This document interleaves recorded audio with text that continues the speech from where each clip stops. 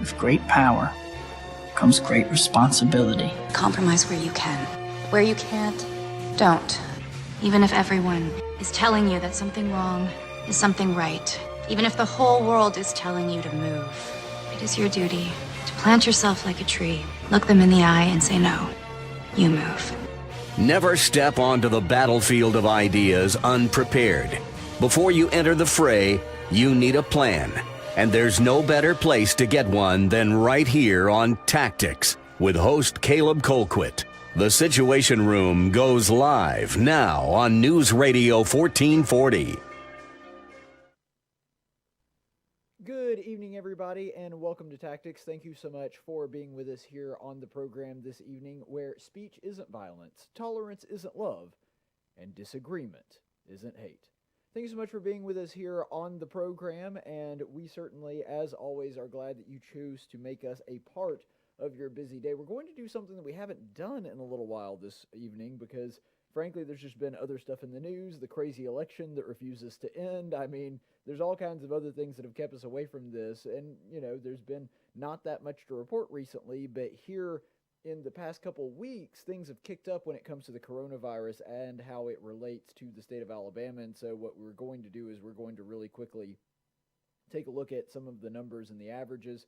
Right now in the state of Alabama, we have 260,359 confirmed cases. 1,615,948 have been tested in the Yellowhammer State. We have 3,776 deaths, and 25,821 people have been hospitalized.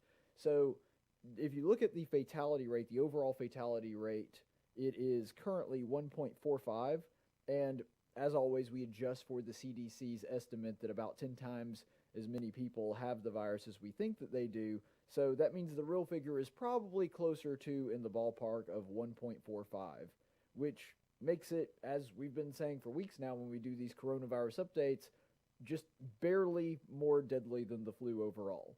And if you're gauging that by age and demographics, it's actually significantly less deadly than the flu for certain age groups, significantly more deadly than the flu for other age groups. So let's go ahead and dig into some of these numbers and take a look at what they actually mean.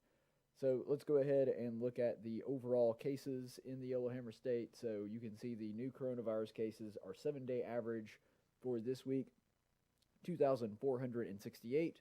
Our previous 7-day average is 2,147, and that leaves us with an increase of 321.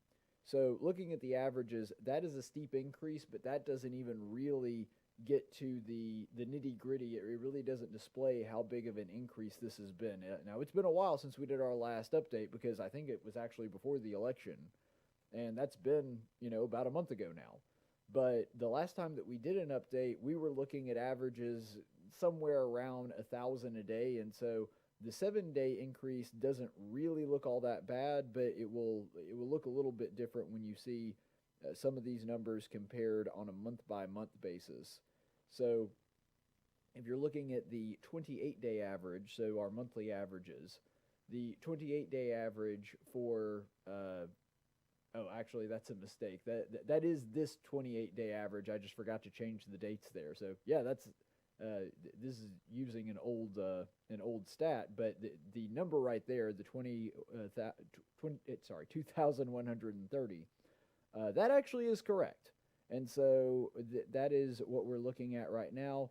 The previous 28-day average. So this would have been. Yeah, that's what I did was I got the dates mixed up. So that's the previous 28-day average back before we had a mask. That's 1,156, and that would be an increase of 974. So that's an almost doubling, and so you can understand very quickly how that is a substantial increase from what we had been seeing. Now, this is not necessarily the time to panic. A lot of people, and we're going to talk about this in a column by Kyle Whitmire in AL.com, that they're making the numbers as far as cases go do look like they've increased substantially, and they have. That's not incorrect, but the takeaway and the reaction to it has been slightly incorrect, and we're going to get to that in just a second. But regardless of what the reaction should be, regardless of what our response should be, whether you're talking about the government or us as individuals, regardless of that, there is no question that the cases have gone up substantially. So let's go ahead and look at these other numbers. So this is the hospitalizations. Our 7-day average for this week is 2,468. Our 7-day average from last week is 186. So you can see that that is a really, really substantial increase. So, I mean, that's, that makes a big difference there. And then our hospitalizations, our 14-day rolling average, this one's going to be a better indication because there's going to be a lot of talk about Thanksgiving and the effect that Thanksgiving had on the coronavirus numbers. This gives us a pretty good indication looking at the 14-day average because, Thanksgiving was last week. And so comparing this 14-day period, including last week, gives us a 14-day average of about 180. Our previous 14-day average for the last 2 weeks was about 162 when you're looking at the overall averages for the 14-day. So that is an increase of 18, which is by no means insignificant, but it's also not like the insane blowout that everybody was expecting. Now, keep in mind, Thanksgiving was Thursday of last week, which means we've really only had a week to see where this is going, and this virus has an incubation period of about 2 weeks, which means that we're going to see a continuing increase in hospitalizations from this. But everybody was predicting that because you went to have dinner with your relatives and everybody was going to be in these gatherings because they don't trust the average person to make some common sense precautions and to take responsibility for their own health. And because of that, they were expecting that the second that Thanksgiving was over, you were going to have a massive increase in hospitalizations. And we did see a pretty explosive increase in cases. But the increase in hospitalizations, 18's not insignificant, but it's also not massive. And the thing that's important to note about that is usually there's a rolling sort of ripple effect. First, you see an increase in cases that takes place pretty quickly. And then after an event that may have caused an increase in cases, about a week after that, you see an increase in hospitalizations. But you just saw that we were looking at the 2-week increase for hospitalizations, and it's really not that big a deal. It's really not been a substantial, explosion of hospitalizations that a lot of the people on the left especially were predicting. And so that does make a difference. Is it an increase? Yeah. Is it a gigantic increase that's going to cause the apocalypse and mean that we never get this virus under control ever again and our hospital system is going to completely shut down? No, not even close. And so that's really the takeaway from those numbers. Now, let's go ahead and look at the statistics when it comes to the main statistic that matters more than anything, COVID deaths. The 7-day average for this week is 35. The previous 7-day average for last week, 14. So that is a pretty substantial increase. There is no denying that whatsoever. That is an increase of 21. But the thing is, that increase did not come from Thanksgiving. And the reason that I can say that with absolute confidence is because this thing does have an incubation period of about 2 weeks. And I've been looking at these stats every day for the past 6-7 months now. And I'm telling you, there's a very consistent pattern that when a big event happens and you see a big increase and a big spike in cases, which we have seen over the past month here in the state of Alabama, that right after that, you see an increase in deaths. Well, Thanksgiving was just a week ago. Deaths come 2 weeks after whatever spike in cases that you saw. So has there been a substantial increase in deaths? Absolutely. Is that something that we need to keep an eye on and do absolutely everything we can to prevent? Sure. But the idea that this thing was caused by Thanksgiving is simply not true. The media is going to try to spin this. The media is going to try to convince you that these increases in deaths are the result of Thanksgiving. No, there's an increase in deaths because there's an increase in cases, and the increase in cases came before Thanksgiving. And so that's one thing that it is important to be aware of when they try to do this narrative crafting kind of thing. So let's go ahead and look at the COVID deaths over the 28-day period. So the 28-day period we are currently in, our average is going to be 26. And remember, that rose substantially in the past week. And so that 26 number is slightly inflated over last week, but that's how drastic a difference was made. And in the previous 28 days before the mask mandate was put into place, 14.3. So here we are. We finally, in one of these updates, do have an increase of 11.7 over the last time that we did not have a mask mandate. But the thing is, and as I said, this is important to keep in mind, this thing has an incubation period of 2 weeks. It took us several months after the mask mandate was put into place to see a big increase. And that's actually kind of funny because when we didn't have a mask mandate in place, way back in the summer, back before this thing was implemented, we had significantly less deaths. And so they keep trying to tell us that put on a mask, save lives. No, actually, we're way worse off right now with the mask mandate in place than we were beforehand. I don't think the masks are causing that, obviously. But my point is that this idea that just having a mask mandate saves lives. No, obviously it doesn't. And back before we had a mask mandate, we had substantially less deaths from this virus. I don't think that we're having more deaths because of the mask. I just think that they're completely ineffective and are not affecting whether or not that actually takes place. Look, there's no question that right now the virus is really bad.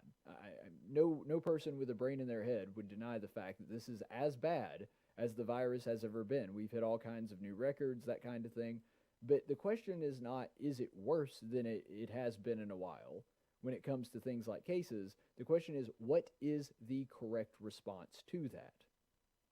Because there's an awful lot of people that the second they hear, oh, the virus is starting to get out of control, we've got to start locking everything down. Oh, okay, well, is that going to be effective? That's the question that needs to be asked here. And there are people like Kyle Whitmire at AL.com that are writing articles that suggest we do the exact opposite of what would actually be helpful or what would actually be productive when it comes to getting the virus under control. And when I say under control, I mean preventing deaths, not just lowering numbers of stats that don't, at the end of the day, really matter. So let's go ahead and read this article from AL.com's Kyle Whitmire. So the headline is, wait and see is over, do something now, K. Ivey. So as the headline suggests, he's basically calling upon K. Ivey, whose mask mandates, it expires, I believe, tomorrow, because I think December the 5th was the deadline on that. So it actually does expire, and then Kyle Whitmire jumps in and says, I'm sorry, Governor Ivey, but it's time to talk about coronavirus restrictions again. No one wants them. Heck, no one even wants to talk about them, but it's time. Just look at the numbers. On May 13th, Alabama posted 349 new cases. That was the day you first relaxed restrictions that had kept the restaurants, gyms, and salons closed. On Tuesday, Alabama reported nearly 10 times that number of cases, 3,376. Yes, those cases include some backlog tests from the Thanksgiving holiday, but the numbers are still bad. Okay, so first of all, I love that he includes this statistic and then acknowledges that it's a bad number. See, saying that this is how many cases that we posted on this one particular day, even though we know for a fact that there were multiple tests that just got recorded on that day and got reported. It wasn't that they all happened in one day. It's just I have to find the biggest, scariest number I possibly can. So he admits that it's a bad stat. He admits it's one that you shouldn't be going by, but then proceeds to use it and cite it as a rationale for why Governor Ivey needs to do what he says. It's so ridiculous because here's the thing. The 14-day average, the real 14-day average for what we're in right now when it comes to cases is 2,308 a day. Now, that is still significantly more than the 349 cases that were posted on the day that Governor Ivey relaxed the restrictions and opened the state back up, but it's not 10 times as much. That's 1,000 less than the number that he just cited, because what they did was a lot of the tests got backlogged and they all got reported on the same day. Kyle Whitmire knows that. He admits it in the article, but hey, it fits my narrative and it sensationalizes my point. Ergo, I'm going to use it even though I know it's a garbage stat. Because to Kyle Whitmire and other people in the media that have this weird shutdown fetish, that's really all that matters. As long as they can convince people that they ought to be terrified, they feel like they've done their job. And if they have to use bad stats to use it, then by gum, that's what they're going to do. And Kyle Whitmire straight up admits this in his article. Furthermore, using the day after the shutdown, that's an incredibly stupid metric to use anyway. Like, it would be one thing if he just arbitrarily picked some random date and compared it to right now. But he specifically used one after the shutdown. Now, shutdowns do cause a decrease in cases. Now, overall, they don't. Like, if you're looking at the amount of cases of a country like Sweden, who had virtually no shutdowns, versus a country like Germany that shut down really hard, you'll notice that the cases as a percentage of their population is pretty close to the same. And so the only difference is that Germany's was spread out over a longer period of time. You know, Sweden got hit really hard, really fast, and then everything calmed down because a whole bunch of their people got it essentially all at once. But if you're looking at the overall cases, the shutdowns are not an effective measure for lowering the total amount of people that get the virus, and never have been. In fact, even back when the shutdowns were being touted as being a really smart policy, nobody ever suggested that this was going to keep people from getting the virus. All they suggested is it is going to flatten the curve and slow everything down to allow the system to absorb the burden that these cases are going to cause. And so, citing the stats the day after a shutdown, in other words, after you've had everybody shut down and not able to come out of their house and that kind of thing, that's kind of like citing, if you were to make this analogous to cancer, that would be like if you looked at your numbers right after your final day of chemo. Well, of course, your tumor markers are going to be down after you just took your final day of chemo, but that's not a good comparison to tell whether or not they're normal or not. What you should be looking at and comparing is an average day, one that you haven't just gone through chemo on. And so this is a really bad rubric, but the reason that Kyle Whitmire puts it out there is because he takes a garbage stat that's going to be inflated, and he knows is inflated and admits it, and then takes another stat that he knows is going to be super low, and one that he can say, look how we are doing compared to that. Okay, but that's not really a good measure. Why don't we measure sometime later? Why don't we measure sometime, like 2 weeks after the state opened up, something like that? Because, that would be a much better measure of what's going on here. Then he continues on in the same article. As of Tuesday, 1,785 people were hospitalized with the virus. That's more than 3 times as many that were hospitalized when you began lifting restrictions. Some hospitals have already run out of ICU beds, and even if they rustle up some more, they can't magically hire more staff to tend them. Okay, there's a couple of reasons why this is incredibly dumb. First of all, you may recall that the stat that he is citing here, it goes all the way back to May. He's saying that this is because that would have been the time that the shutdown officially ended and KIV loosened the restrictions on the state. The problem with using that is, since then, we have changed how we measure hospitalizations. Completely changed it. And the numbers are way higher now than they were back then. Now, you could argue maybe whether or not that's a good thing or a bad thing when it comes to how we're recording it. Maybe we were missing some under the old system that we're seeing now. That's a perfectly fine discussion to have, but regardless of where you fall on that discussion, we're measuring it different now, and we're reporting it different now. And because of that, there is absolutely no way you can compare that stat to this stat. It would be like saying, for example, a 20 centimeter long piece of wood is longer than a 10-inch piece of wood because 20 is higher than 10. The only problem with that is you're measuring one in centimeters, you're measuring the other in inches, and a 10-inch piece of wood is actually longer than a 20 centimeter piece of wood. You see, you can't just throw two completely different systems of measurement together and say, the higher one must be significantly longer or bigger or however you're measuring that. And so you're using two completely different systems of measurement here, yet you're comparing. It's like, well, it's 3 times the amount of hospitalizations under the old that we're having now as opposed to May. But we were using a completely different system that measured it in smaller increments then. And so Kyle Whitmire is either completely ignorant that this change took place on July the 10th and the Alabama Department of Public Health announced it. Maybe he just forgot about that and just looked at the raw numbers and it was a oops.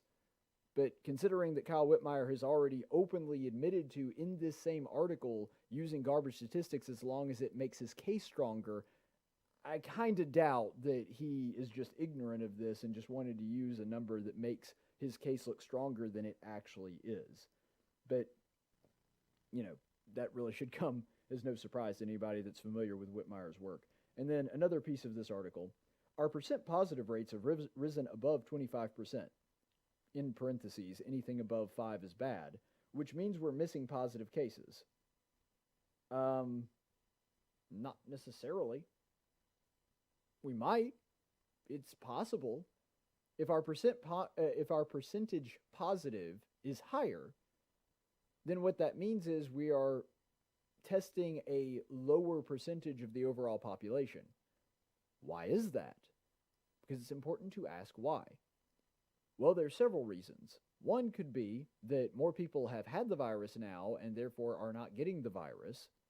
And because we've had that big spike and there's a whole bunch of people we have in the state living already that survived the virus and have no chance of getting it from now on, or at least at any time in the near future, then that means that there's no reason for them to get tested again. Ergo, we're not testing those same people over and over. And so that's part of it. But another one is a lot of these people that we're missing are asymptomatic and very unlikely to transmit it anyway. Remember, originally we were really scared about this thing because we're like, yeah, it doesn't really manifest until about 3 or 4 days after you have the virus.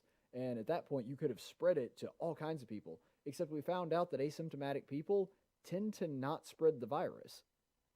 That if you're completely asymptomatic, that you're not feeling sick in any way, that normally speaking, that's not a person that transmits.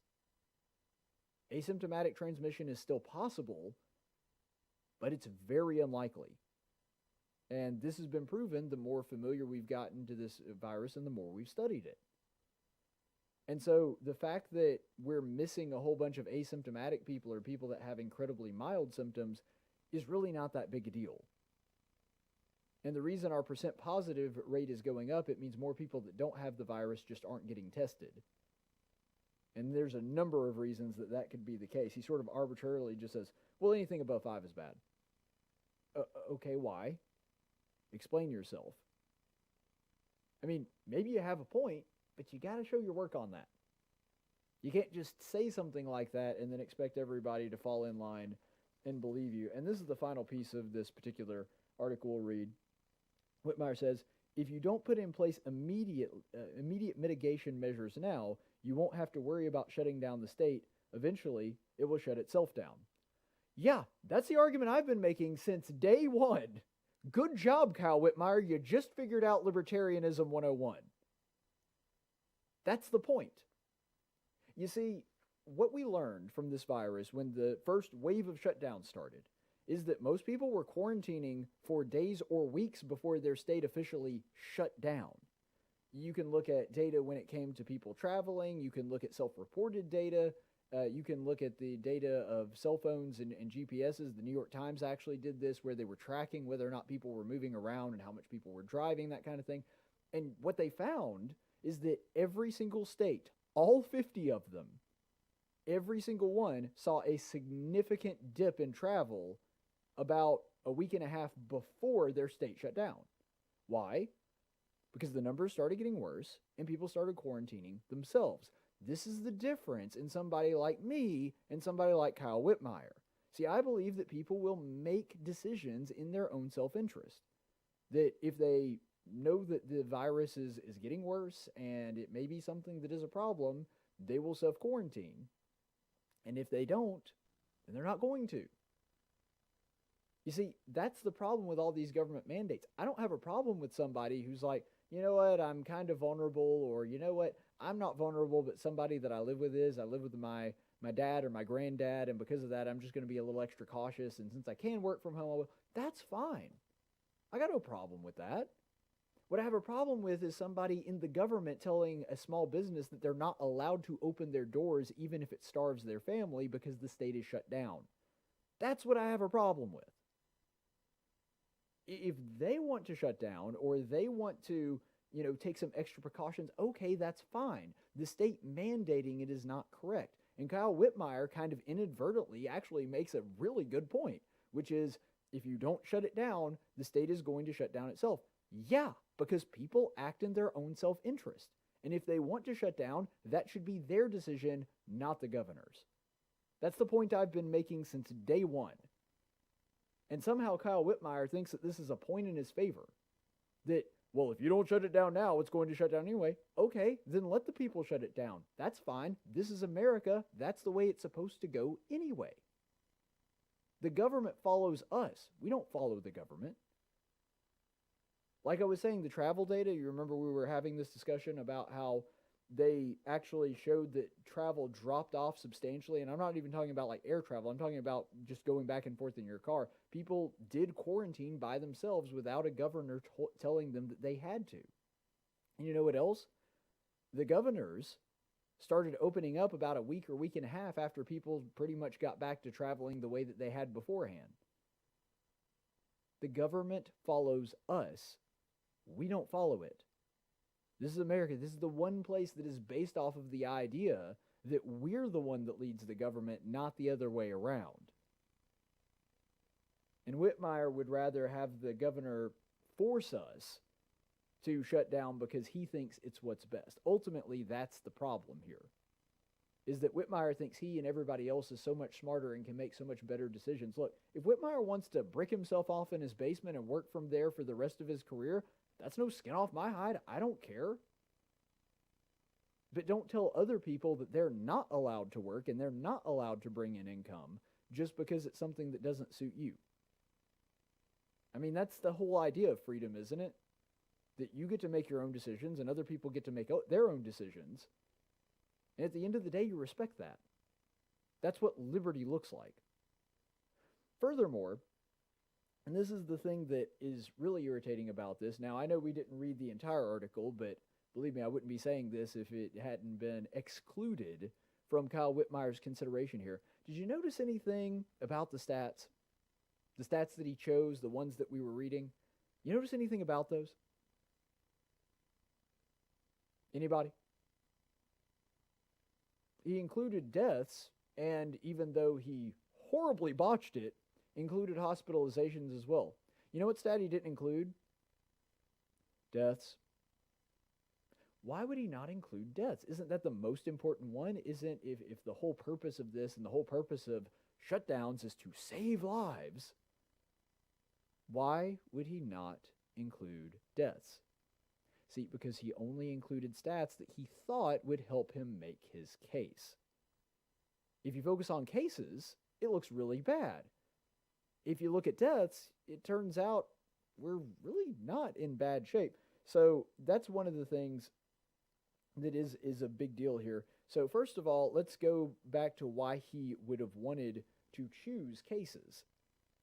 Why is there such a substantial uptick in cases? Well, there's a number of different factors. One thing is that just more people are getting sick and more people have the virus. That is certainly true. But another thing that is probably a significant contributing factor is testing. We're testing way more than we did back when Kyle Whitmire is trying to compare us to back in the end of May. So let's go ahead and compare and look at our testing that we were doing now and that we were doing then. So this is the 28-day average daily test from April the 23rd to May the 21st. So this would have been the last month of the shutdown, because remember, Kyle Whitmire is the one that set the bar there. That's where he chose to compare us to. And because of that, I'm going to use that same measurement. 5,002. That was how many people we were testing on a daily basis on average in that month. Now, let's look at our average daily test for this month. 8,459. That is an increase of 3,457, or 69% more than we were testing at the time. Okay, well, that does make a pretty substantial difference, doesn't it? If we're testing a lot more people, yeah, the cases are going to be a lot higher. I know this may be difficult for Kyle Whitmire to understand, but that is the way that this works. Is it the only factor? No, I genuinely do believe there are also more people that have the virus, and we're having more positive cases because more people do have it. I'm not saying that's not the case, but I'm saying if you increase your testing by 69%, that's going to have a substantial ramification for the final number. And so that accounts for at least part of it. That accounts for at least some of the case increase that we're seeing, because our testing is significantly more robust and easier than it was at the time that he's trying to compare us to. Now, let's go ahead and look at this stat as well when we actually look at the deaths, because the risk of death is way, way lower for this thing than the date in which Kyle Whitmire is trying to compare to. So let's look at the 28-day average of deaths for the time period in which Kyle Whitmire is trying to measure. So if you're looking at before the day that he is looking at, so the last month of the shutdown, you get 11.9 deaths. But if you look at the month after the shutdown, that's going to give you a different measure. So we'll look at that in a second. If you look at the 28 daily deaths for right now, 26.8. Okay, well, that seems to be a point in Kyle Whitmire's favor, doesn't it? I mean, 26 is obviously significantly more deaths per day than back when the shutdown ended. Oh, wait, but there was also a month after the shutdown. So directly after the shutdown, which he seems to not have any contention, or at least doesn't voice it in this article with Kay Ivey about not maintaining a shutdown. Now, maybe he did at the time. Yeah. So back in the month after the shutdown, so late May and early June, 28.6. And so we were actually seeing more deaths on average back in the summer right after the shutdowns ended. See, Kyle Whitmire doesn't want to talk about that. Our deaths have actually decreased despite the fact that we've got way more cases now than we did at the time. That's the thing that people on the left that are crying we need to go ahead and shut down are completely ignoring. Our treatment of this thing has gotten significantly better through things like therapeutics and just through knowledge. I mean, the idea that this is a newer treatment that came out after that time period that we're talking about, just learning that it may help to roll a patient over on their belly so that they can breathe a little easier. I mean, things as simple as that have greatly increased our ability to treat this thing without it becoming fatal.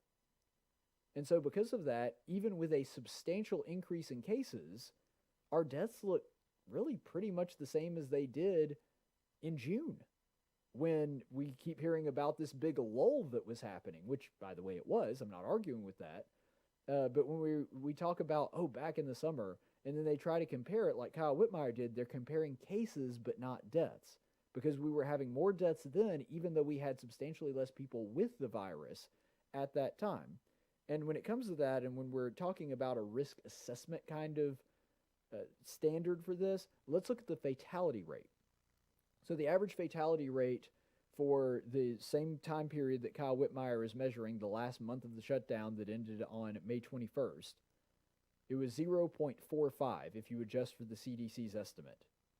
Now, the CDC estimate is going to be a factor of 10, or it was back then. Now it's actually probably a little bit less, but we're going to use the same rubric just because it actually works in Kyle Whitmire's favor. And so I'm going to use the same standard. I'm going to adjust it exactly the same way, even though the truth is the numbers would actually look a little bit better on our side if we measured more if we adjusted that measurement just a little bit.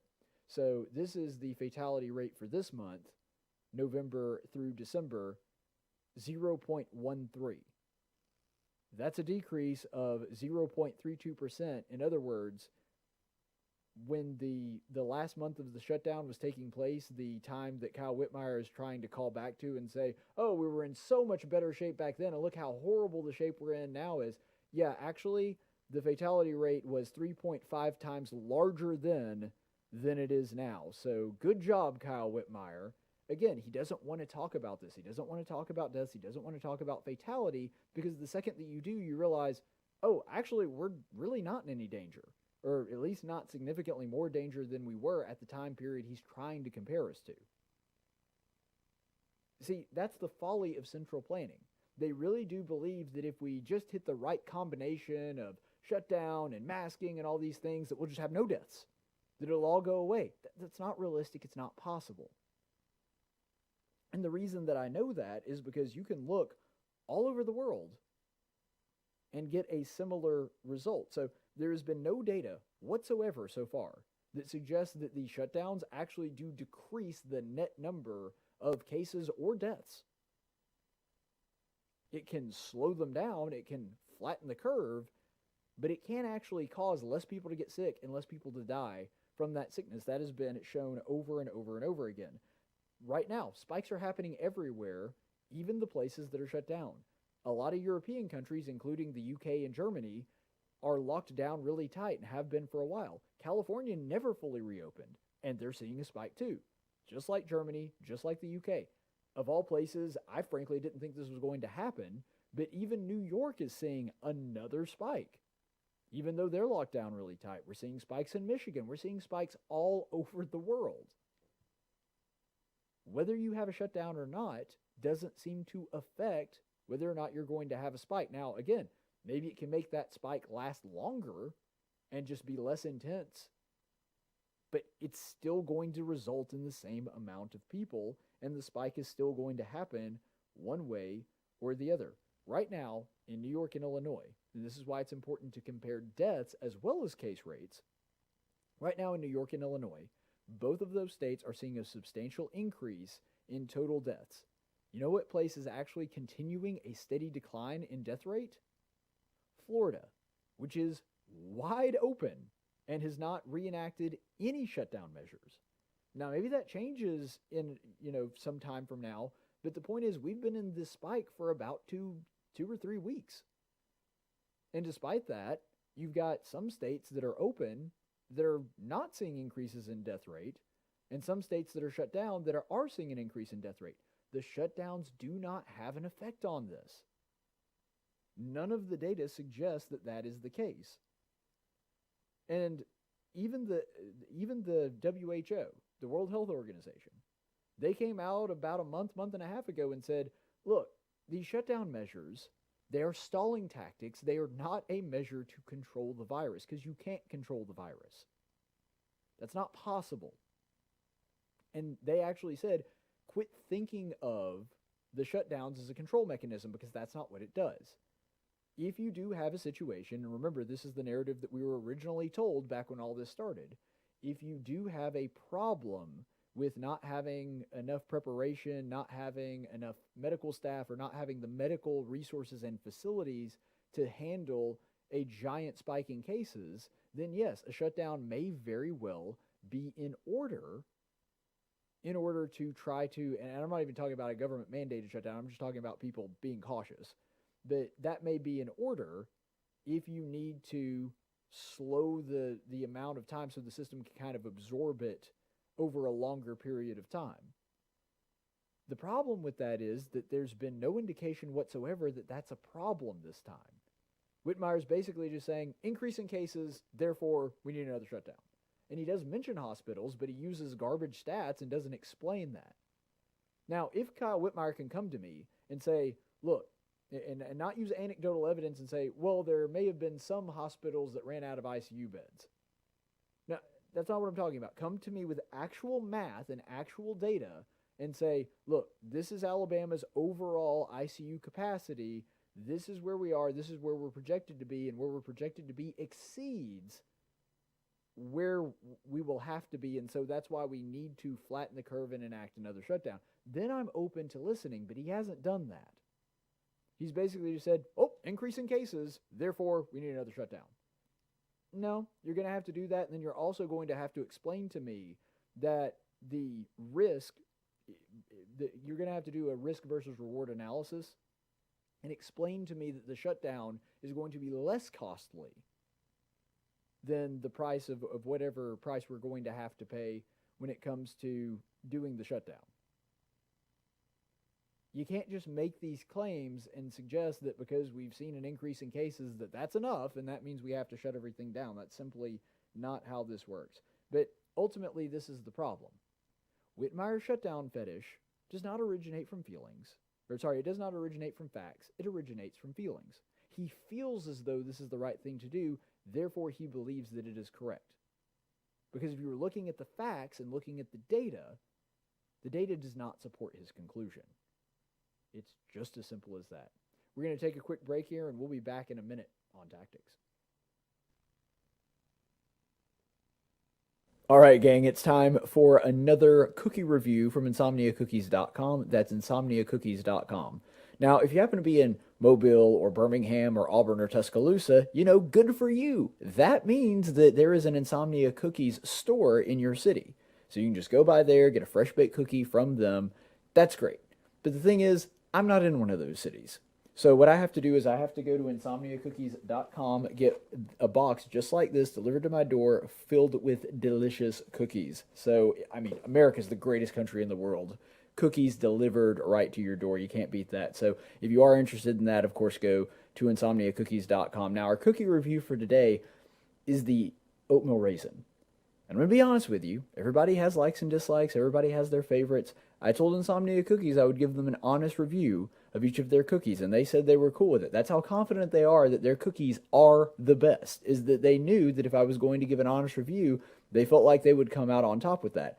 But this one's going to be a challenge, because I do not like the oatmeal raisin. Now, I think part of it may be that, quite frankly, most of the time when I pick up an oatmeal raisin, I'm expecting a chocolate chip cookie. Now, there's no mistaking an Insomnia Cookies chocolate chip cookie from the oatmeal raisin cookie. You can see the oatmeal raisin here. If you've seen my review of the chocolate chip cookie, they actually call it the chocolate chunk because there's just giant gobs of chocolate in it, which are fantastic.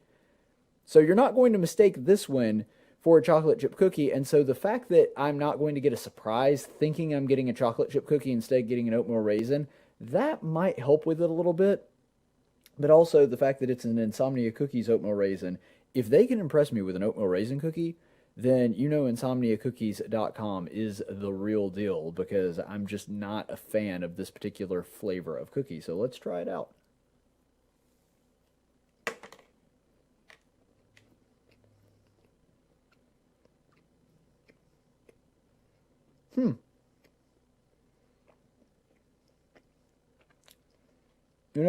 It's not nearly as good as the other cookies from InsomniaCookies.com, just to be perfectly honest.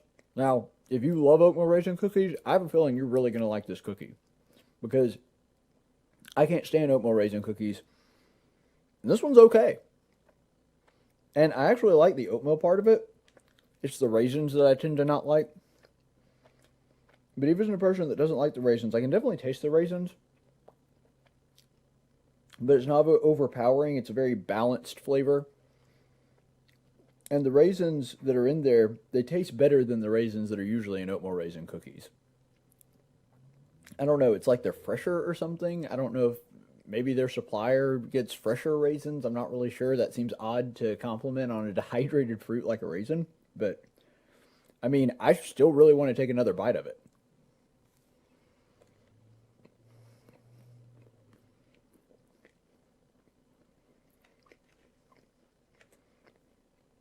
There's a little bit of cinnamon in there, which I think really helps it. And definitely taste some cinnamon. I think it's kind of similar to their Snickerdoodle, but it also has the oats in it that you can really taste. And so that's really interesting. Of all the cookies I've tried, like I said, going to be an honest review, this is probably my least favorite. But I still want to keep eating it. Now, that is a testament to how good Insomnia Cookies is that I usually spit out and want nothing to do with an oatmeal raisin cookie. And this one, I'm not enjoying it nearly as much as the peanut butter cup or the chip mint or the double chocolate. I'm not going to lie, I'm not enjoying it nearly as much as I would those. But I'm still liking the cookie, which is frankly pretty surprising. So if you actually like oatmeal raisin cookies, I have a feeling you're going to love this oatmeal raisin cookie. And if you do want to get one, The place to do that, insomniacookies.com. That's insomniacookies.com.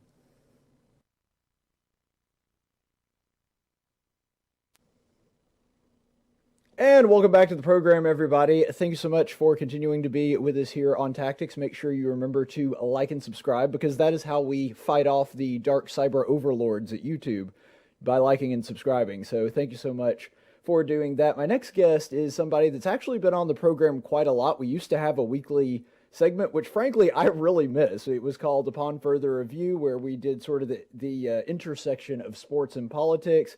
He has been on one of our sister stations, Sports Radio 740, and now is on ESPN 97.7 out of Huntsville, the host of The Zone. We welcome back to the program Joe Hunk. Thank you so much for being with us, Joe. How's it going, man? Man, it's good to see you. And I'm not your employee anymore, so I can say what I want. No. Yeah, no, I mean, you can absolutely say what you want. I don't really care. I mean, that's kind of the good thing about being up here in Huntsville is I just get to be a host and get to be creative and get to do social media stuff and all the stuff that I was doing in Montgomery, I just get to solely do. In fact, as we're speaking right now, my program director is sitting directly across from me. So it's good to not have to be the final voice on a lot of things, and I can just do whatever I want to do. So I'm liking it. Well, yeah, you're kind of seeing things from my perspective at this point, but yeah, I do appreciate it. And to be honest, I always said what I wanted anyway. You never said no, and well, because again, you know, with you guys being news talking, with you doing news, man, I mean, you saying what you want is what you want. You never want cookie cutter people to be saying cookie cutter things. So if you're going to be opinionated, you're going to be unique, but you're also going to have facts behind it. Say what you want to say, man. I mean, that's the whole genius of this. If I'm going to go on the air and I'm going to talk about something like, you know, Alabama or Auburn doing X, Y, and Z, as long as I have information and numbers to back it up, sorry, I'm going to say it because I actually believe it. Now, if I'm just pulling something out of my butt because I want to get a reaction, you know, like some people in the media do, then okay, you can get on to me for it. But I'm not trying to be a shock jock. If I have information and I have an angle that I see is a different way of thinking, then absolutely, let's go with it. Let's have fun with it. Oh, for sure. And that's one of the things I love about radio. It is a bastion, or at least always has been thought of this way. And I think that it's mostly still correct, a bastion of free speech. But let's get into it is. Let's get into the story that I wanted to talk to you about. I'm sure that you know about it. Vanderbilt, they brought in a female kicker. So what happened is they had a couple of their kickers, which I mean is understandable. They're working out with one another every day. They're with each other every day. One of them got the virus, and then they both got the virus, and so they didn't have a kicker left. So they went to the women's soccer team and asked Sarah Fuller, which Vanderbilt has a really good women's soccer program. They asked her to come on and dress, and she was the first woman to play in a Power 5 conference college football game. And it got all kinds of praise from people in the media and all this adulation. This is just one example. We could go through several, but this is just one example of it. This is a tweet from Hillary Clinton that you can see here. Where it says, "Thank you, Sarah, for helping to prove that women and girls belong on every playing field, quite literally." But I think the thing that really kind of, I mean, for me, the reason that I think that where we made a mistake is not that Sarah was on the field, because, you know, the coaches asked her to come on the field, and she did what was good for her school and said, sure, I'll do it, and I don't have any problem with her. My problem with the whole thing is, just like Hillary Clinton was saying, that this proves that women are the same as men or whatever. She kicked a 20-yard squib kick that rolled for another 10. And we're supposed to, it's the only time she was on the field, and she didn't even cover. The second she kicked the ball, she was already running off the field. So my issue is not in her playing or anything. I don't have a problem with that. My problem is we're acting like this is a massive triumph for women and proves that women are equal to men in athleticism, and I just don't think that's the correct read of what happened Saturday. Well, and there's a lot of layers to what happened on Saturday, and I think that is where we kind of need to have the discussion to begin with. Should women be involved in football? If they can do it, Absolutely, they should be able to be involved in it. We have there are women football leagues around the country where women play football, and if there is a woman that is good enough to play, absolutely. I've seen a lot of these women play, and some of them have better work ethics, have better regimens, workout regimens, better dietary regimens than any guy and that I've ever seen. And so those women absolutely should. We see a lot about the first female in the NFL and the lady that coaches for the NFL and for the San Francisco 49ers. She's actually from Kansas City, Missouri. And she plays in a professional football league for women, and she is a beast. And so, there's a lot of women that can play, but you have to earn it. You have to deserve it. And look, she just won the SEC championship for Vanderbilt football. She is a woman that is a very, very good goalie in college soccer. And honestly, there may be an opportunity for her in the future to play for the U.S. women's national team. And if that is the case, have at it, because if you're that good, do it. Is she, the comparison she gets compared to was the movie back in, Necessary Roughness with Kathy Ireland. Yeah. She's not Kathy Ireland. She doesn't weigh 96 pounds and, all that. No, this girl had the body of somebody that could take a lick. I mean, if you see some of her highlights, she can take a hit. Now, the part about this that has become, I don't want to say a laughing, kind of being laughed at, is that there are stories, there are backstories, I should say, that are coming out now from beat writers and people that are in the know with Vanderbilt. And, for what she did, I really wanted her to get in. The problem was, and if you saw her warm up on Saturday, SEC Nation was doing like a live feed of her warming up, and every single one of her kicks were coming off her foot low. And in soccer, that's fine, because when you kick a soccer ball, it starts low and it eventually goes up. But for a football, you don't want that to happen. And so she was kicking like a soccer kicker would kick a soccer ball, not like a football player would kick a football and like a kicker or a punter would.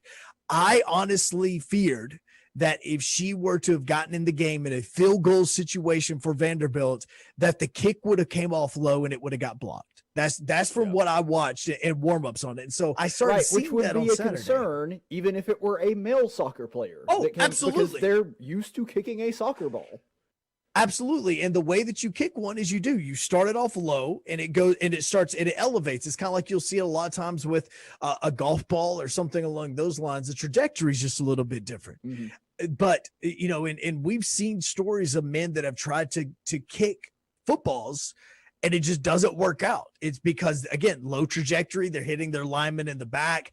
They're hitting them in the helmet. They're, if the ball is getting off their foot and missing the offensive line, it's going directly into the defensive line's hands. Like that. That is a soccer problem. When I was a little kid, 13, 14 years old, my dad got me a golf set for Christmas. And the first time that I actually went out and played 18 holes, I've got the video of me swinging the golf club for the very first time. I swung the golf club like a baseball player. It's funny because I was a baseball player too, and that's exactly my problem when I try to play golf. I swing like a baseball bat. Exactly. And so for me, that was my problem. And I had to learn a golf swing. Heck, I'm still trying to learn a golf swing, but I had to learn a golf swing that was different from my baseball swing. And so when I approached the golf ball, I had to not think like a baseball player. I had to think like a golfer. And so with her, that was my biggest fear. What we've learned over the course of the last 4, 5, and 6 days is that there are reasons why she was kicking the ball like a soccer player, not because she is one, but because she never really even had the opportunity to practice. Like every time that she allegedly from the beat writers and stuff that we've talked to at Vanderbilt, she apparently was going out and Vanderbilt was sending her off to photo shoots, and they were sending her off to PR availabilities, and they were sending her off to interviews and all this other stuff. So when she would try to go to practice and kick, She really never had the opportunity to, because Vanderbilt was sending her other places because they knew what would happen the moment that the story got out, and they were prepared. Their PR department and their marketing department was prepared for this. So she only got maybe one practice, maybe two practices through the week for her to actually, work with the special teams and work with trying to get the kicks off.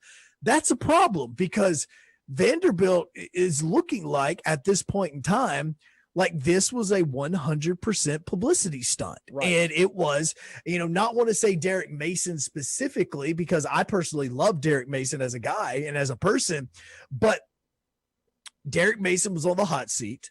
And maybe this was a plan that either him, the athletic director, somebody came up with. This is just me spitballing, that, we do this, we do what we get her out on the field, we dress her out, we have her play in the game. And the good publicity from this would help me keep my job. That's the thought process that I have. Which, spoiler alert, didn't work. No, it didn't work at all. Because when you get just drummed like the way that they did against Missouri, and you don't even score a point, the next day he gets fired. And so, there's some question marks with this. And so I want to see what happens this weekend, because she's still on the roster. She's still the only kicker on the depth chart. Are they going to get in the end zone for her to potentially kick a field goal? And hopefully, over the course of the last 5 and 6 days getting ready for this game, she's actually had the opportunity to work with the special teams coordinator, which will help her with her kicking, and she can learn how to be a kicker, not a soccer player. And if she does, then okay, that's a different ball game going into Saturday. But last Saturday, that looked 100% like a publicity stunt. Well, and that was one thing, because you started with this, and I think it was a good place to start because it's a sentiment I share. Joe, one of the things that I love about sports is it's a meritocracy, which is frankly not that dissimilar to my political stance on things. It should be based on merit. If she goes out Saturday and nails a 35-yard field goal, I mean, I'll be the first person to stand up and applaud. Yeah. If you can do it, then great. But based on everything we've seen so far and what you were talking about, it seems as though she was not put into the game because they believed she had the potential to do that. She was put in the game because she was a girl, and that was going to give them good publicity. I mean, they also have a male soccer team and didn't go to them to ask if they had anybody that they could use. And like you said, the whole thing was basically a week-long press gaggle for her. Well, so this is the problem. Well, okay, so the biggest problem with this, and there's other problems that go along with this, is if I'm somebody that is watching right now, and I am a beat writer, and I am like a writer that does like an opinion piece, or maybe does these deep dive pieces, I want to talk to her. I want to know, because after the game, she was amazing on the microphone. She was, your dreams can come true if you work hard enough, all this other stuff, which is 100% true. If you work your tail off, there will be opportunities in your life that pop up that you had no idea was even in the plans. But was this a dream come true for her? Other than the idea of breaking the glass ceiling of women being able to play college football, was this a dream? Did she look at her dad or her mom when she was 4 years old and said, I want to play football, I want to kick, and somebody says, you can't do that, you're a girl, and she said, no, I'm eventually going to want to do this? Was that story there? Is that story there? If it is, College Game Day, get it. CNN, Fox, one of these places, get it. Let us know this story. Teach us about this, because to me, this looks like she was a person chosen, and she's going to be the representative of this. I've heard people that have said, Jackie Robinson, this is the Jackie Robinson of women's sports for her to do this. Time out. No, Jackie Robinson was one of the greatest Negro League baseball players of all time. He was selected by the Brooklyn Dodgers at the time, but because of his poise, for his ability to withstand the pressure, and his ability to also perform on this stage. And he became an NL MVP. He became a world champion, and he became a Major League Baseball Hall of Famer because he was so good that they could not overlook him.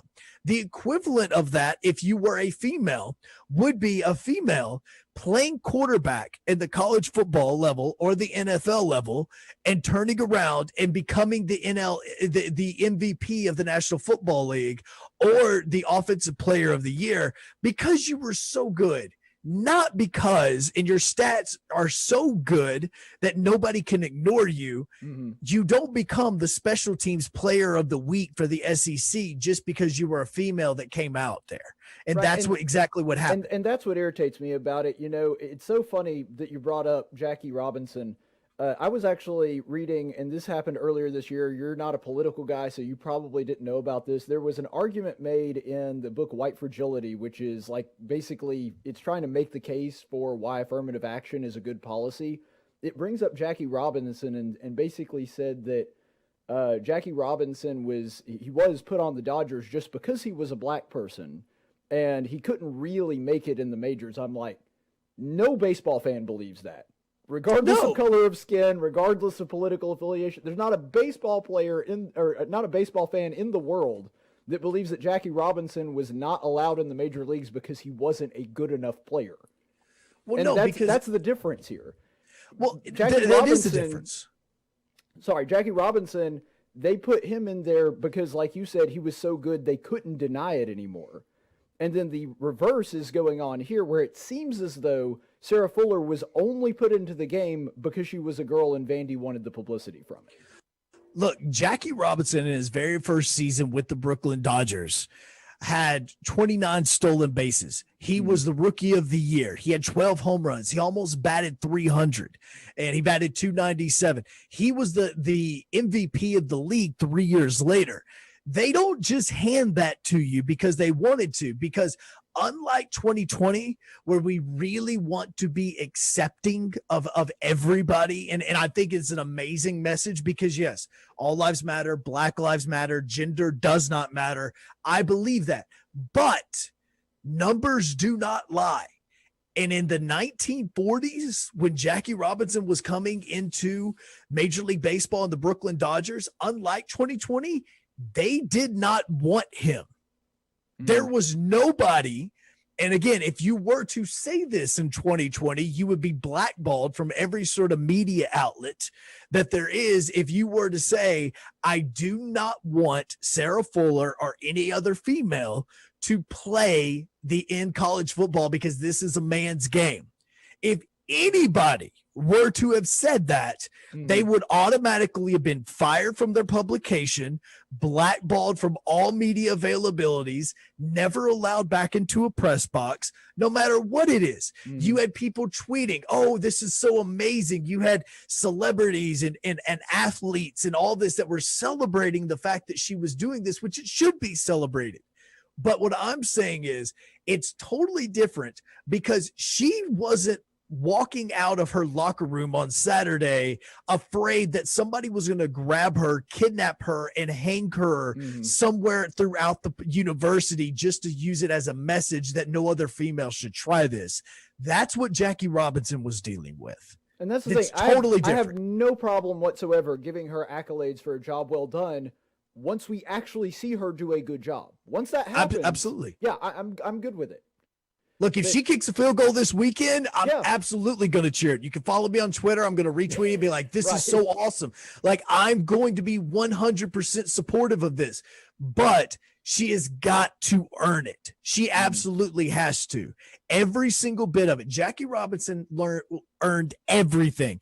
His teammates didn't want him in spring training. His teammates, once he actually made the team, didn't want him in the regular season. And then eventually, as everything was starting to shake out, then they started to accept him. Then Major League Baseball didn't truly want him involved. And then this guy was so good that he had to be named Rookie of the Year, which they did not want to name him Rookie of the Year. He was so good 3 years later that he was named the MVP of the league. You don't just hand that out to anybody. Any Braves fan knows how hard it is for Freddie Freeman to become the NL MVP the way that he did this year. It's totally different. Well, 100%. And that is this is just a synopsis of what you were saying, but that's the difference is Jackie Robinson was working against a system that was trying to kick him out. Sarah Yes. Fuller had a place made for her specifically that she was allowed in.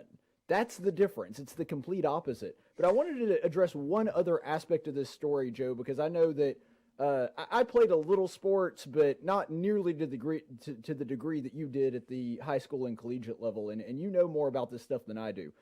Apparently, Sarah did make a speech at halftime, and I read the whole thing. We don't have time to do that here on the show. But basically what it boiled down to is she got up on a stump at halftime and was talking about how terrible it is that this team isn't being enthusiastic enough about one another, and they're not encouraging one another the way that the girls' soccer team does. To which my response was, yes, because they're not girls. Because if you've ever been to a women's sporting event, the teammates are constantly like standing up and cheering for one another. Like I've gone to several Auburn softball games, and the entire game, all 9 innings and more if they go into extra, the entire team is like lined up on the edge of the dugout cheering for one another, that kind of thing, which is fine because that's how girls interact with one another. Men don't do that. And take gender out of it for a second. If any guy who was from a different sports team, has only been to 2 practices the entire season, stands up in front of a team that has been doing 2-a-days for the past, 6 months at this point, and he starts talking about how they're not doing their job and they're not doing good enough, the pipes will break because of how hard they're going to swirly that guy at halftime. Okay, so I've heard about this speech. I've not seen the speech, but I've heard about the speech. I honestly thought this was a rumor. I really seriously did for a few reasons. And, as you grow up, and this is a message for anybody, as you grow up, you have to learn how to be a leader. Some people, it just comes naturally. Some people just have that charisma and you want to follow them wherever they go because they have charisma and you just feel that it factor. Sure. Okay. That you just do. I understand. At Vanderbilt University, there are 2 athletic programs that probably get looked at a little bit differently. Mm-hmm. Women's soccer, men's baseball. Yep. Look, men's baseball is legit, okay? Arguably the best program in the nation, arguably the best program in the last 10 years. Mm-hmm. Vanderbilt baseball is different, okay? So if a Vanderbilt baseball player is coming in and telling me this, I may listen to it. May. And I say may because there's a little bit more to this. I am not going to listen to my kicker who was just brought onto the football team, regardless of gender. Right. Just because she tells us that we need to do something. Again, regardless of gender. I'm especially not going to listen to my kicker who has been on this team for about a week and might have been at practice once or twice while we're working our tails off. Mm-hmm. The leaders of a football team lead by example first. That is where you lead first. You can talk all the crap you want to, but if you're not backing it up, nobody is going to follow you into the fight. If you are working your tail off, you're throwing up during practices, you're busting it during sprints, you're in the weight room early, you're in the weight room late, you're in the locker rooms, you're in and studying film, you're doing every little thing it takes to be better, I will listen to you because you know it. You may not even be the best player, but you can be the leader of the team. The other leader of a team is the best player. Because if he's working hard, he's doing everything we just mentioned, and on the football field, we're seeing it pay off. Right. And he can get the numbers. He's putting up the numbers, and I can look him in the face, and I know that I'm not working as hard as him. I'm not putting in the extra effort as him. I'm not putting in the time in the weight room, in the film room, in class, and I'm not doing any of that. Yeah, I'm going to listen to him because he's putting in that extra effort, and it's working for him on the football field. I'm going to listen to you. Do not stand up in a locker room that you have not been a member of except for 3 days and try to tell me what we are doing wrong.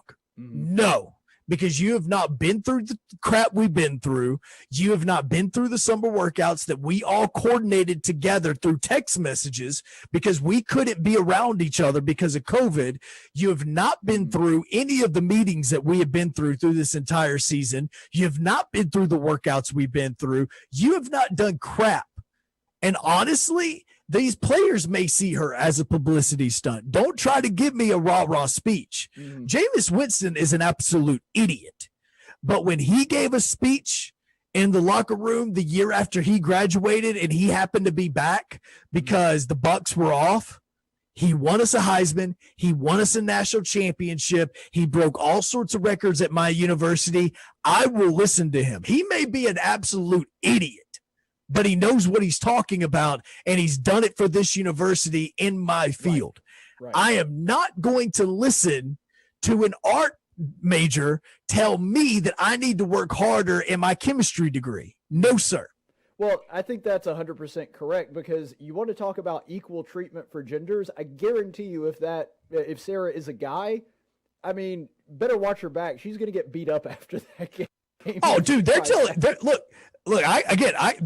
her shut the F up. Yeah. No, sit down. If she is a guy, they are telling her sit down.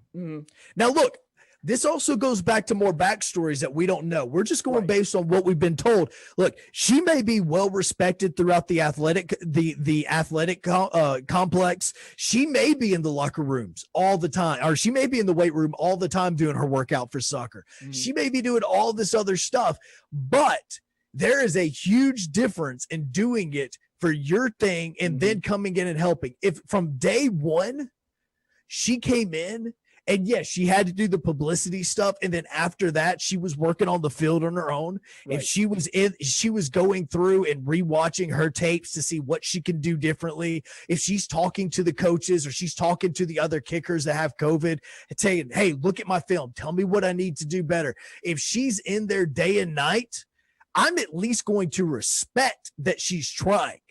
She still can't get up and give me a rah-rah speech at halftime of the next to last game of the football season that she thinks that she deserves it because everybody in the media and everybody on College Game Days talked about her all day. Because you haven't proved crap to me. And until you prove something, I don't care what you say, what rings you have on your finger from a different sport, or who you think is about to be your best friend because they're hitting you up on Twitter. No. Yeah. This goes beyond sports, though. This is like straight to leadership theory, whether you're talking about sports or not. I mean, George Washington single-handedly stopped a rebellion against this country because he got up and spoke to his men. And the reason that no man there could argue with him is because they were there with him at Valley Forge. They knew that he was the guy that led the charge. And he had, suffered and done just as much as they had been there with them every single step of the way. And that's how you develop a sense of camaraderie in a team. That's how you develop a sense of leadership and where people are actually going to take your opinion seriously.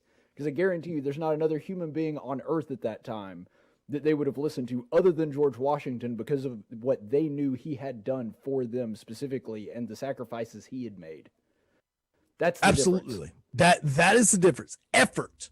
It is a very simple word that not a lot of people understand how far it goes in proving that you should be somebody that people look up to. You don't walk into a locker room and say, "Hey, I'm going to be the first female to play Power 5 football. Everybody should listen to me." I don't really care if you're the first Swahili person to ever play football. Yeah. Unless you prove to me that you're worth it, I'm not going to give it two craps about it. Now, again, put in some time. Put in effort. If she may, and look, all this stuff she may be doing this week. And if she is, please let us know. More power to right now, she looks like a publicity stunt that Vanderbilt is trying or had tried to prove. And if it was Derek Mason, then it's Derek Mason. Tried to put over to make the university look good. And now her job is to become a kicker in college football. She's not a soccer player playing college football anymore. She's now a kicker. It's different kicking a football than it is kicking a soccer ball. There's different techniques. There's different approaches. There's different ways that your foot hits the ball. Every bit of it. She needs to be learning that this week. And if she does, then you're going to see instant improvement next week. No, she didn't get to kick a field goal in the game. The only time they actually got to kick off was the second half. The second half kickoff. And that was only her only opportunity, which, by the way, go back and watch that. She kicked it like a soccer kicker. And yes, you didn't have the opportunities. But now that she's getting bashed a little bit, and it's not all we love you, we love you, we love you. Now step on the football field with us and let's see what you got. If you kick a ball deep, I don't want to see you running off to the sidelines. You kick a ball deep, your tail's going down there, and you're trying to make sure that they don't score a touchdown. Right, because if the 10 guys in front of you miss, and it's you and that football player, and that football player runs past you because you didn't put up any effort, I don't care what your gender is. I don't care what you think you did for this sport. We are now all equal on this football team when it comes to the way that I look at you. You are a football player. Now have the mentality of a football player and not the mentality of a soccer ball player or soccer player where you're just going to kick it and roll. Yeah, and honestly, Joe, even if what happens is, and this is why it's important to bring this up where you were talking about effort, even if they returned the ball and she is the last line of defense, every other Vanderbilt player has been blown past, and that person carrying the ball is returning it towards her. I don't even care if she gets her clock cleaned and winds up on her back. She better stand there and try to stop him. And if she does that, I'll at least respect her. Look, at least some punters and some kickers who have no athletic ability whatsoever at least try to make a tackle. Right. Look like they're trying. I want to see that. I do not want to see her kicking it and running it off the football field like, hey, I did my job. Let me get off here. Nope. No. You're a football player now. And if there's an opportunity for you to stop somebody from doing something that could cause us to lose a football game, then you will do it. And that is how you get respect in this locker room. I'm not giving you respect because you told me you deserve it. Well, because I don't care. Look, I'm happy that you won your soccer SEC championship and that you helped this university get that championship and your name is on the plaque. Thank you for doing that, for helping this university get notoriety. Now, you need respect. And if you're not going to get respect from this entire locker room unless you're putting in the work to become better, because every day we get on this field, that's what we're doing. And we're not over there doing PR photo shoots, and we're not over there doing interviews, and we're not going and looking at the game film. We are putting in the effort because we've got to get ready for a football game on Saturday, not another interview with ESPN or College Game Day or FS1 or whatever it is. It's game time. I don't care if we haven't won a game all season. We're going to act like we're going to win this one this weekend. I think that's a perfect place to leave it, Joe. If somebody is interested, maybe these people in Montgomery are missing your voice. If they want to listen to you, how do they do that? 97.7 ESPN The Zone. You can download the app. I am on from 9 to 11 with Tom Abraham every single Monday through Friday. You can also follow me on social media at Joe Hunk. Instagram is at the Joe Hunk, and you can follow me there. I keep everybody updated on everything happening with what's going on with me in my life as far as the show and everything is concerned, and you'll get it all there. All right. Thanks, man. Appreciate you coming on the show. Hey, anytime, bro. All right. We'll talk to you later. That is Joe Hunk of ESPN 97.7. We're going to take a quick break here, and we will be back in just a minute on Tactics.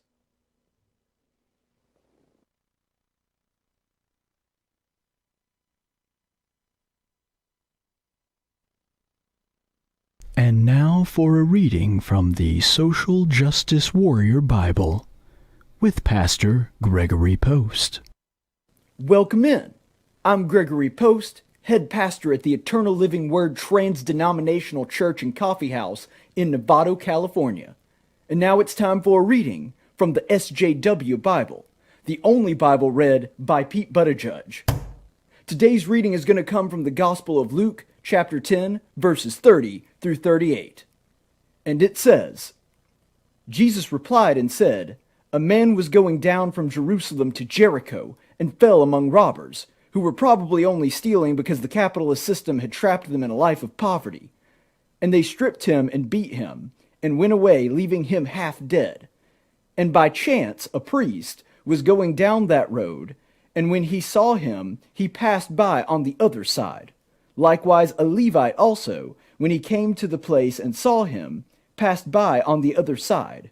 But a Samaritan, who was on a journey, came upon him. And when he saw him, he felt socially conscious outrage, and came to him and went on a passionate social media rant about how wrong it was that the priest and the Levite had ignored him, and how it proves that traditional organized religion doesn't work. When the man asked him for help, the Samaritan explained how the Jews had been systematically oppressing the Samaritans for centuries, and that he didn't need his help because of his Jew privilege. But despite this, the Samaritan assured him he would be the bigger man and contact his senator in Rome and start a new government program to help victims of roadside robberies and fund it by raising taxes on the 1%. Which of these three do you think proved to be a neighbor to the man who fell into the robber's hands? And he said, the one who taught him to be woke and fought the system with redistribution of wealth instead of just helping that one guy. Then Jesus said to him, go and do the same, comrade. Wow, so inspiring. This has been a reading from the SJW Bible. And remember, the only truth that matters is your truth.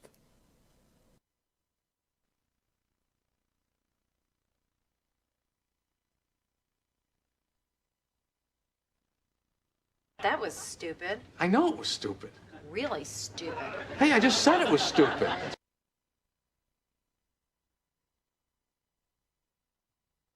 And today's Daily Dose of Stupid is brought to you by the one and only Alexandria Ocasio-Cortez. Been a little while since she's been on a Daily Dose of Stupid. We can never stay away from her for too long because, as you've come to expect, she is a overrunning fountain full of stupid. And so this is no different. So apparently AOC is actually getting into the fashion business. She's actually had a shop on her, I guess, website or campaign site for some time now.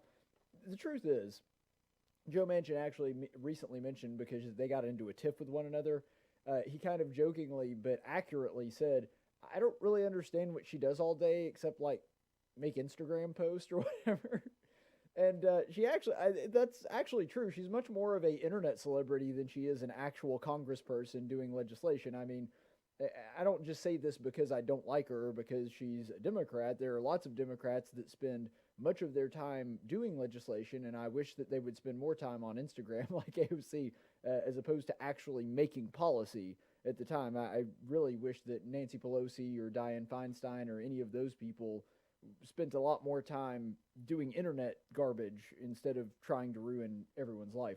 That would actually be an improvement in my opinion, and that's one of the reasons, just one of the many reasons, that AOC is by far my favorite congressperson, because she makes my job easy, and she has done it yet again, people. She is actually, I just love the utter lack of self-awareness coming from AOC. This is from her website. She is putting out a shirt. You can go to the AOC website and buy this. Tax the Rich. It's a single color sweatshirt. It only has one color in the design, yet somehow it is $58. That's right. You can look at the price tag right there. 58 big ones for the AOC Tax the Rich shirt.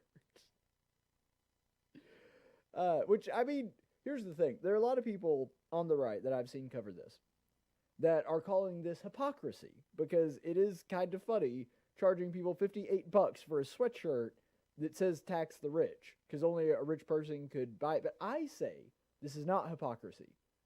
This shirt itself is a tax on the rich, a stupid tax, but it is a tax going to a congressperson, so a member of the government, and only a rich person could pay $58 for a sweatshirt. Ergo, the shirt itself is a tax on the rich. So it's not hypocrisy. It's actually very much in line with the stated values of AOC. I say that is the case. But honestly, this is a preview of socialism. That's what this is. Like I said, you're sending money to a member of the government and not getting much in return. You're getting a crappy sweatshirt that you could probably go down to your local, I guess in New York it would be Bodega where AOC's from, but here, your local gas station, and buy a sweatshirt of, I'm sure, similar quality for maybe $20. I mean, I don't really have a lot of sweatshirts. I don't really buy sweatshirts. I like short sleeve shirts, but I'm sure that it's not going to be $58. There's no question about that. But also notice, and I want to bring this up one more time to point this out, I thought this was pretty hilarious as well. If you'll notice that underneath the tax the rich mantra, which is both brave and beautiful, you'll see that she has the AOC logo, which I found very interesting because it's just the letters AOC. It's not actually her name. See, I thought, because we had this conversation about a month ago, that Alexandria Ocasio-Cortez, she had actually asserted that saying AOC is sexist or something, and that when Donald Trump refers to her as AOC, that is degrading to women. I guess now AOC is degrading women by calling herself AOC and having her actual brand in it. And by the way, AOC is also her Twitter handle, yet somehow this is racist. I don't know, maybe it's like the confusing and nonsensical rules that people sometimes attribute to the N-word, that only certain people can say it, but certain people can't say it. And used to, people would make that ridiculous and illogical excuse for, well, just black people can say it. But then they were like, but we also want white liberals to be able to say it. So basically just the only people that can't say it are people that we disagree with politically. And that seems to be AOC's stance as well, since she's literally putting the AOC moniker on the t-shirts that she herself is selling. I do just love the utter lack of self-awareness from socialists, because you've got guys like Bernie that are millionaires and have 3 houses that are insanely elaborate that no regular person from just off the street could possibly afford. You've got a similar thing with people like Elizabeth Warren. You've got Nancy Pelosi with just giant tubs full of ice cream that she can go to, and not just like Breyers or, your run-of-the-mill ice cream. This is like $13, $14 a pint ice cream, and she's got $200 or $300 of it clearly visible in a freezer, when everybody else is just, screw you little people. You can fend for yourselves, and I know that we have all these policies that we're supporting that say you can't work, but it's fine because I have a cooler full of designer ice cream. Obama's the same way. They bought, what was it, like a $27 million house in Martha's Vineyard, something ridiculous. I don't know if that was the exact price tag, but it was somewhere along those lines. And that's on top of the already insanely expensive house that they have in Washington, D.C., which is the most expensive place to live in the entire country. Those counties surrounding Washington, D.C. are by far the most expensive real estate that you can actually live in, and they've got a house there, and they also have a house in Martha's Vineyard. But this goes down to a very common, it happens every single time that socialism is tried, to be perfectly honest. Socialism is for the people, not the socialist. That's why when you look at Venezuela, you can have people literally hunting down stray dogs and cats in the streets to kill them and eat them because that's all they have. And then you've got Hugo Chavez, or in this one particular case, Maduro, who can just be caught on camera just scarfing down empanadas. And I mean, does that guy look like he's missed a meal in a while? No, I don't think so. That's how it always works. Socialism is for the people, not the socialists. They're fine with profiting off of capitalism, and AOC is fine with driving out jobs from New York from Amazon. And not that I'm a huge fan of Amazon or Jeff Bezos anyway, but she's fine with driving those jobs out while simultaneously saying, well, capitalism is evil and exploitive, and all it does is overcharge people for things. And meanwhile, she's got a $58 sweatshirt on her website. Because again, that is for the people, not the socialist like AOC. And we've seen the same thing with Democrats ignoring their COVID restrictions over and over again. We've done stories about that. But since capitalism is so evil and so exploitive, I thought maybe what would be helpful for AOC, because I'm sure she watches the show like every night. It's her favorite show. I'm sure that she would be interested to know that just did some comparison, and not even necessarily just comparison to any random sweatshirt that we could find. I thought it might be fun to do a comparison to people that actually believe in capitalism. So I looked at some of my favorite conservative stores and looked at some of their selections of sweatshirts and saw what we've got here. So the Blaze Media sweatshirt, they have the Santifa clause, which is probably my personal favorite. I do really like that one. That one's $40. You've got Libertarian Country, which is a company that I've bought quite a few of my shirts from. I've actually worn some of their shirts on the air.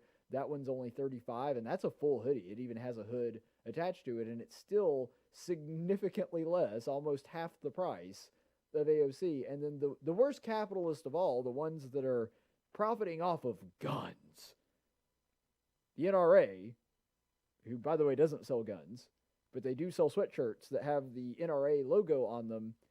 That one's about half the price of AOC's sweatshirt at $29.95. So it's odd that these evil exploitive capitalists somehow have cheaper products than the democratic socialist that wants everything to be free.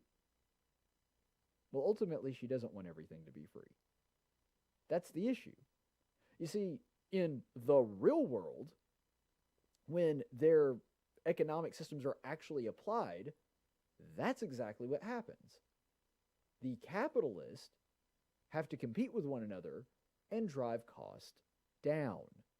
They make things cheaper and better and more affordable to the average person. That's what a market does.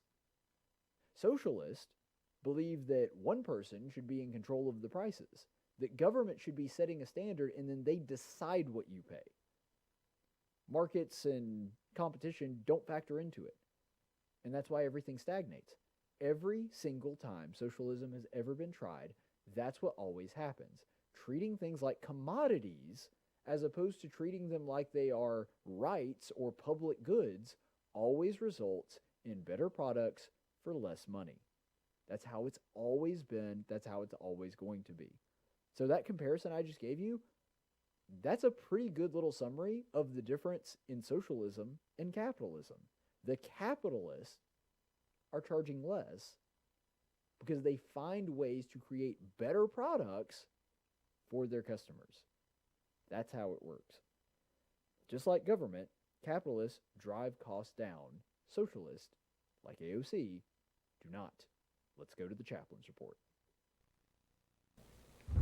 In 1775, the Continental Congress created the Chaplain Corps. Under the command of General George Washington, each soldier was required to attend worship service every Sunday. While other armies advanced on their feet, Washington's troops advanced on their knees. It's time for the Chaplain's Report with Caleb Colquitt on tactics. Chaplain's Report today, we are going to be continuing our series in the book of 1 Samuel, and I have to say, we're moving right along, and we're sort of getting into the heart of 1 Samuel, and I just love this book so much. Now, you may recall that in our last reading, we were going through chapter 18, and we've started to see the breakdown of the relationship between Saul and David. So originally, Saul and David were on great terms. This was around the time that David slaying the giant. We move into this portion of the story, and now what we're seeing is that divide. Saul has become jealous of David. He believes that David is going to take his throne away, and because of that, he has gone into a panicked rage and tried to kill him multiple times. That didn't work, so he tried to send him out on these crazy missions to try to have him killed by the hands of the Philistines. That didn't work either. In fact, every single thing he has tried to do to hurt David has only made him stronger. David is basically the Obi-Wan of the Bible, is like, yes, and if you strike me down, I will become more powerful than you can ever imagine. That's the David line, apparently. But David is going through this right now, and we pick this up in chapter 19, and we see a little bit of old Saul kind of rear his head here. And so we'll go ahead and read that passage. We'll start in verse 1 of 1 Samuel 19.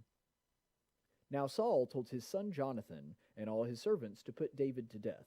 But Jonathan, Saul's son, greatly delighted in David. So Jonathan informed David, saying, My father Saul is seeking to put you to death. Now then, please be on your guard in the morning, and stay in the hiding place, and conceal yourself. And as for me, I will go out and stand beside my father in the field, where you were hiding, and I will speak with my father about you, and whatever I find out I will tell you. For he took his life in his hand, and struck the Philistine, and the Lord brought about a great victory for all Israel. You saw it, and you rejoiced, and then you would sin against the innocent blood by putting David to death for no reason. Saul listened to the voice of Jonathan, and Saul vowed, As the Lord lives, David shall not be put to death. Then Jonathan called David, and Jonathan told him all these words. And Jonathan brought David to Saul, and he was in his presence as before. So a couple things that I wanted to mention here. First of all, when we're looking at this relationship, and there's sort of a triple interplay between David and Saul, and then Saul and Jonathan, and David and Jonathan. And so there's these three really important relationships between the three of them that are playing an important role here. And you may recall that last we left, back in chapter 18, that Saul was devising all these elaborate schemes to try to get David killed. And now basically he's just said, yep, done with that. I'm not going to even try that anymore. I'm just going to straight up put him to death. And he just calls for the death of David openly and saying that everyone, if you find him, kill David. Basically, David becomes a fugitive and a wanted man. And then David comes to Jonathan with this problem. And they both really don't understand what's going on. And so Jonathan says, you know what? Let me talk to my dad. Let's see if we can reason this out. And he does. And it works. All he does is present an argument to Saul that's rational. Says, look, David's done great things for you. He's not disloyal to you.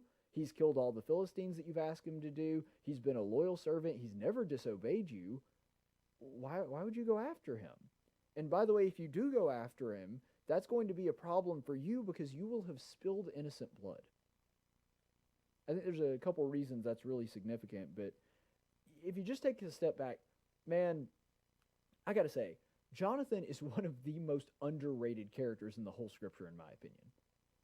And I know that's partly because we don't see a lot about him, and he only shows up in the book of 1 Samuel, and it's only like 3 or 4 times, and it's not very long, but seriously, Jonathan is one of the bravest, most rational, most loyal people in the entire Old Testament. And that is high praise. Because going before his dad like this, his dad is in a jealous rage that is so profound. He is willing to use his own daughters as pawns in his game to get to David. And Jonathan knows this and still goes to his dad and speaks on David's behalf. His dad could have him executed. I mean, yeah, he is Saul's son, but Saul has the authority to kill Jonathan at this point.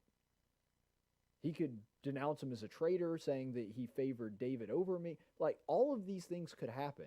And Jonathan, because he loves David, and also I think because he loves his dad and wants his dad to do the right thing, he goes to his dad, who holds his life in his hand and says, Dad, what are you doing here?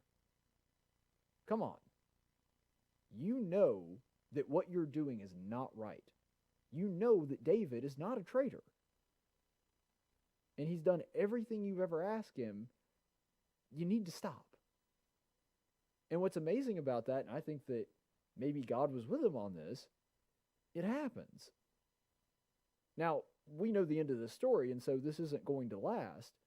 But for a time, we see a return of old Saul. Saul comes to his senses like, you know what, son, you're right, I'm sorry. And, you know, everybody, that order I gave to kill David, yeah, let's nix that.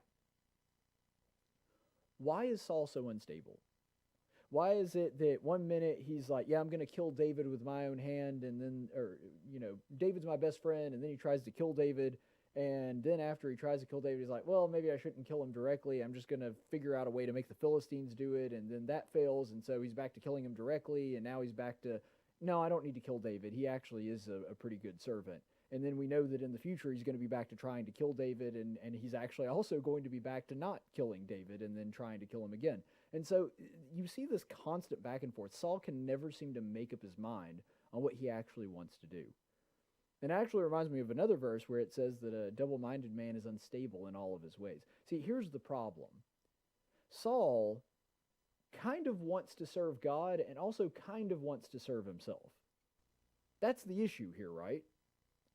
Because what he wants is to kill David because David is a threat to his throne. That's what Saul wants. But that's not what God wants. And occasionally, he will default to do what God wants, especially when he realizes he's in the wrong. But it's never very long until Saul's back to doing what Saul wants. And that's the problem. A man cannot serve two masters.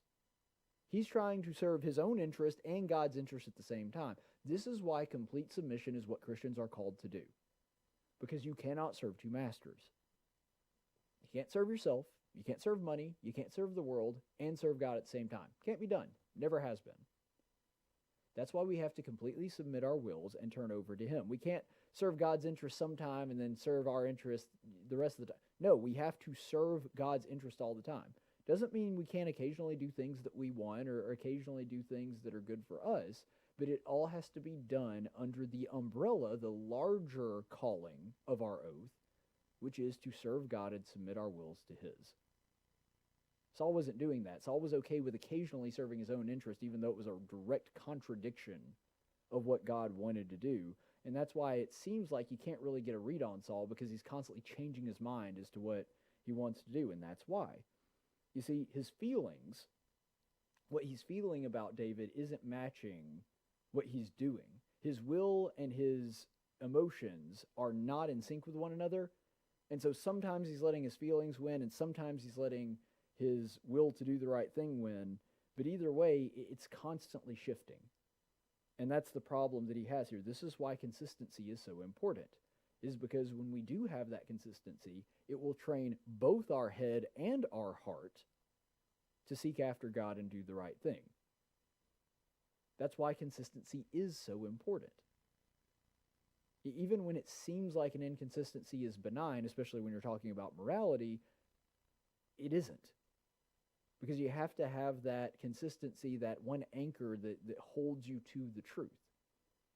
And Saul wants to drop anchor every now and then occasionally just let the anchor up and float with the waves, and that's just not how this works. Let's go ahead and look at the next couple of verses in this passage. So this is the same chapter, verses 9 and 10.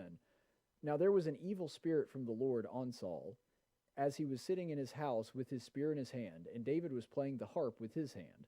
And Saul tried to pin David to the wall with the spear, but he escaped from Saul's presence, so that he stuck the spear into the wall, and David fled and escaped that night.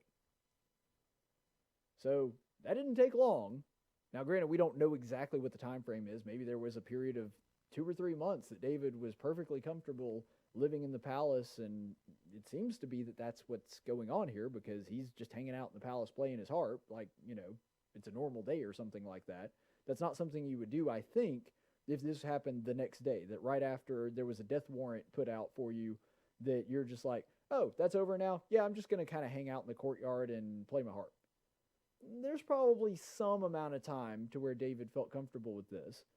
But to me, the most fascinating and frankly confusing part of this verse comes where it says an evil spirit from God. Now we know that God isn't an evil spirit, and we know that He doesn't command demons because of other passages. So what does this mean? I think there's a couple of different ways that you could look at it. It could mean that God just sent a spirit that kind of drummed up his worst urges, because we're not to believe here, I think, and there's no indication from the scripture that suggests this, that Saul loses his free will and is completely at the mercy of God at this time. It makes me think of the time where it talks about God hardening Pharaoh's heart. Now, you could read that as hardening his heart against any kind of outside influence. You could also read it as hardening his heart and quickening his heart so that he will basically steel himself on what he is going to decide to do. So in other words, he's not robbing anybody of their free will or making them do something. It seems, based on the scripture, that all is really going on here is that, and we know for a fact that Saul is capable of this because he's already done it twice. He's already tried to kill David with his own hands, with a spear, twice in the previous chapter. And so because of that, it seems that what's actually going on here is that a similar thing happened with Pharaoh, is that God merely allowed a spirit to influence him in order to hasten him to do what he was already planning on doing anyway. That maybe if left to his own devices or no spiritual influence whatsoever, Saul probably does this again. It just may take him a little longer, and so maybe what happened is that God sped up the process, and God, being all-knowing and knowing what Saul would have done otherwise, knows that all that is going on here is maybe he's just being encouraged a little bit by the Spirit. But it does say something interesting about the fact that spirits do have an influence over us. Not that they can control us, not that they possess our bodies and make us do things like they did back in the time of Christ or whatever, but that it seems that at any point in human history that there is a spiritual warfare going on inside of us, and there are spiritual forces that do have influence over us, not control, but influence. And that's an important thing to remember as well. So then the question really becomes, why would God want that to happen? Why would God want this event to take place? I tend to think that what is going on here is that God knew that David needed to get the heck out of that palace. And so maybe what happened is, like, let's say the Spirit never influences Saul here. And what happens is that Saul gets these real murderous intentions in his mind late at night when David's not expecting it, and just slips in his room and kills him, and that's the end of King David. Maybe what's happening here is because God gave an oath to David that he would be the king of Israel, that part of the way that he is going to make sure that that promise is fulfilled is that he makes or sends a spirit to influence Saul to do what he was planning on doing anyway a little bit quicker, so this time he misses. So this time he doesn't kill David. Maybe that's what's going on. I really don't know, and I don't know that we'll ever know until we actually get to ask God directly. But I think that that's a very plausible reason for why God would have allowed this to happen. He's not causing Saul to sin. He's not making Saul do anything he doesn't want to do or trying to get him to do something he wouldn't have done absent of that spirit any other time. But he does want this to happen earlier or happen at this appointed time because for some reason in God's great plan that we can't see every aspect of, he needed David to leave right then and there.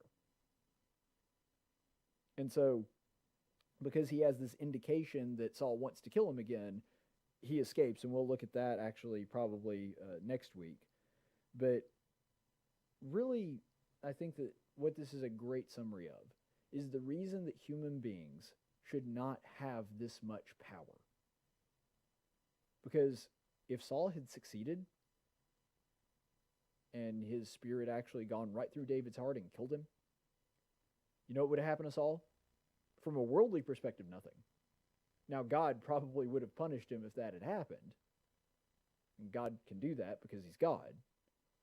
But from a worldly perspective, there would be no legal means of making sure that Saul paid the price for shedding innocent blood, which, by the way, Jonathan asserts in the verse that we just read, which assumes what? That Saul is not the morality here. God's standard is the morality. Doesn't matter if you're king or not. You don't get to just do whatever you want.